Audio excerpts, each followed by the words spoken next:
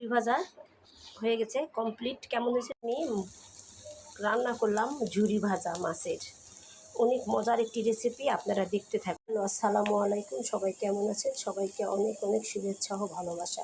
তো আমি এটা আজকে ঝুরি ভাজাটা কীভাবে রান্না করব আপনারা দেখবেন। তো আমাদের গ্রামে বলে খটখটি। তো রসুন থিতা করে নিয়েছি, পেঁয়াজ কুচি আর কাঁচামরিচ তেলে ভালো করে ভাজবো। আর এখানে আমি দিয়ে দিব 2 টুকরো করে 4 টুকরো তেজপাতা, 2টা দারচিনি আর 2টা সাদা এলাচ দিয়ে আরও ভালো করে নাড়াচাড়া দিব, একদম লাল করে ভাজবো। আর দিব কাঁচা জিরা। তো এই মাছের ঝুরি ভাজা খাবো আজকে আমি এই যে বড় বড় সিলভার কাপ মাছ দিয়ে। আর হচ্ছে আলু ঝুরি করে দিয়েছি। আর এই যে মেন হচ্ছে এই পাতাটা আপনাদের দেখাই, এটাই হচ্ছে এই মাছের খটখটির মেন। এটা হচ্ছে এই পাতার নাম হচ্ছে গুলালের পাতা। তো এই যে আমি সব কিছু এখন আমি এখানে একসঙ্গে দিয়ে দিব।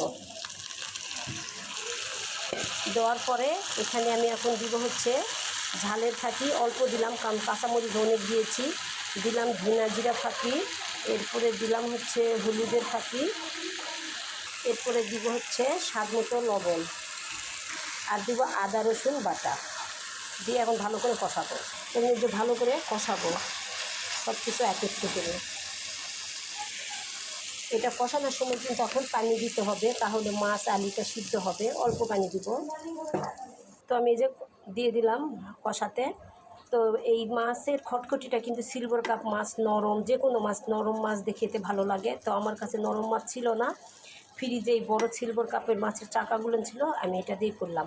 আর এই খটখটিটা কিন্তু এই মেন এই পাতাটা লাগবে।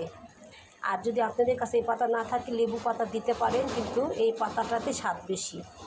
তো আমি ঢাকনা দিয়ে ঢেকে দিলাম।